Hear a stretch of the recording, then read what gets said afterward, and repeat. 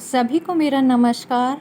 आज मैं आपको बताने जा रही हूँ 1857 की क्रांति, जो कि ट्रिक्स के साथ में है। इससे पहले भी मैंने एक वीडियो बनाया है, उसको अगर आप देख लोगे तो वो क्या है कि शुरुआत से आपके अच्छे से समझ आ जाएगा। और उस वीडियो की एक एक लाइन बहुत ही इम्पोर्टेंट क्वेश्चंस हैं। उसमें मैंने बताया है कि 1857 की क्रांति, जो कि पहले माना जाता है कि पहले भी लोगों में असंतोष भारतीयों में भरा हुआ था, लेकिन वो ऐसा क्या रीजन था जिसकी वजह से उग्र रूप लेके और वो सैनिक इकट्ठे हुए। तो उसी के राजनीतिक कारण है, तात्कालिक कारण है या अदर जो भी कारण है वो सब मैंने वहाँ लिखे हैं। और 1857 की क्रांति के समय जो भारतीय कौन सा सेना नायक था जो सर्वप्रथम शहीद हुआ था, और सबसे पहले क्रांति कब हुई थी और कौन सी डेट फाइनल की गई थी क्रांति की, वो सब मैंने उसके अंदर लिखा है अच्छे से। अब हम वीडियो शुरू करते हैं उसके आगे से। तो इसमें आज मैं आपको बताने जा रही हूँ 1857 की क्रांति के समय कि कौन कौन से केंद्र थे और वहाँ के भारतीय सैनिक कौन थे और ब्रिटिश कौन थे।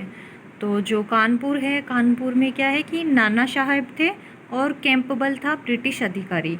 तो इसकी ट्रिक ये है याद रखने की, कान पर नाना के पहनो, कान पर मतलब कानपुर, नाना साहब मतलब नाना जी, के पहनो मतलब केपेबल। दिल्ली, दिल्ली का है बहादुर शाह जफर है हडसन। तो देख बहादुर हरा देगा हट जा। तो दिल्ली के बारे में कहा गया है कि देखो बहादुर है यह आदमी कि आपको हरा देगा, इसलिए आप हट जाओ। बेगम हजरत महल, तो लखनऊ से क्या है कि लखनऊ का में देखा, एक बार हम घूमने गए थे तो वहाँ पे कैंप लगा था, कैंप में हम गए तो उसके पास में ही एक महल था, तो लखनऊ का महल कैंप में देखा। झांसी, रानी लक्ष्मीबाई हीरोज, तो रानी लक्ष्मीबाई को हीरो का झांसा दिया पर वो ना आई। झांसा दिया था लक्ष्मीबाई को, आपको हमें झांसी चित्र दे दो, लेकिन क्या है कि वो झांसे में नहीं आई। बरेली, खान बहादुर खां कैंपेबल। बरेली जो है, रेल का खाना कितना कैपेबल होता है आप खाकर देखोगे तो ही पता चलेगा। तो बरेली मतलब रेल, रेल का, खान बहादुर खां मतलब खाना, और कैपेबल मतलब कैपेबल, खाना कितना कैपेबल है वो आप खाकर देखोगे तभी पता चलेगा। तो आई होप आपको ये सारे जो इम्पोर्टेंट एरियाज़ हैं वो सब समझ में आए, एंड उन सब की ट्रिक्स, भारतीय कौन था उस टाइम शासक एंड ब्रिटिशन कौन था वो सब आपको याद रहेगा। अब चलते हैं हम आगे। सैनिक छावनियाँ कौन सी थी उस टाइम की, तो इसमें मैंने एक ट्रिक लगाई है, नानी देखे ऐप। ऐप से क्या ऐप देखती है नानी। आजकल क्या है कि सोशल मीडिया से जुड़ने लग गई है, तो वो भी अलग अलग ऐप को डाउनलोड करती रहती है, देखती रहती है। बट इस ट्रिक को लेने के लिए प जुड़ नहीं रहा तो मैंने ब लगा दिया, ऐब। तो ना से नसीराबाद, नी से नीमच, दे से देवली, खे से खेरवाड़ा, ए से एरिनपुरा और ब से ब्यावर। तो इस ट्रिक से आई होप आपको छऊ की छऊ छावनियाँ याद हो गई है। उसके बाद में नशीराबाद की आपको रखनी है कि 15वीं और 30वीं जो इन्फेंट्री थी वो इसमें थी।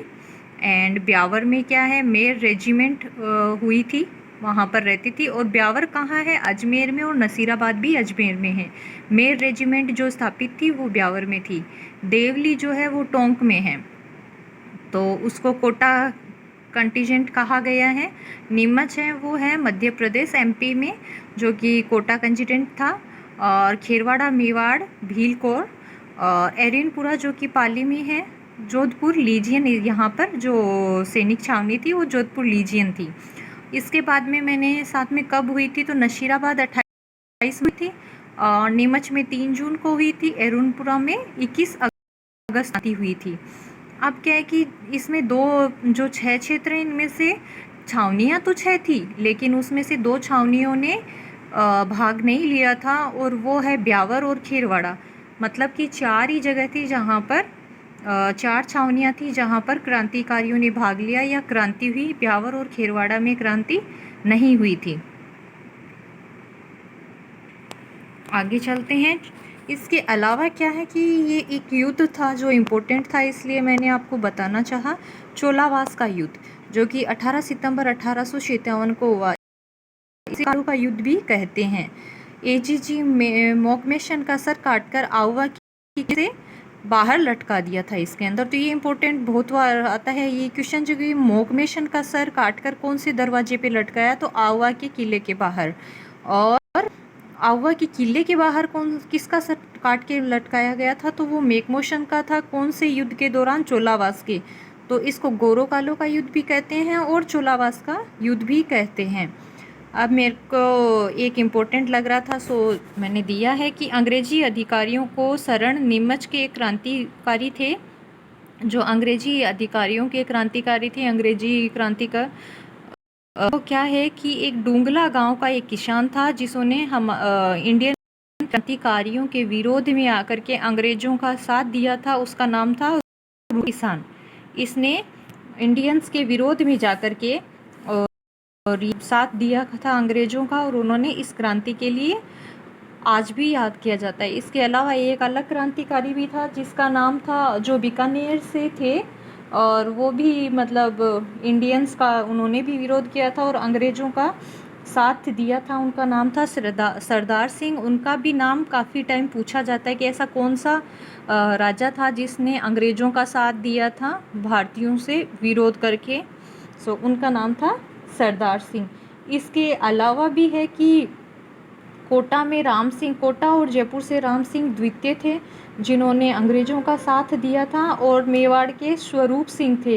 ये भी काफ़ी बार पूछा जाता है कि मेवाड़ का कौन सा शासक था जिन्होंने इनका साथ दिया था अंग्रेज़ों का, वो थे स्वरूप सिंह।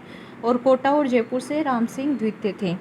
तो आई होप आपको मेरा वीडियो अच्छा लगा हो। अगर अच्छा लगा है तो लाइक करना ना भूलिएगा।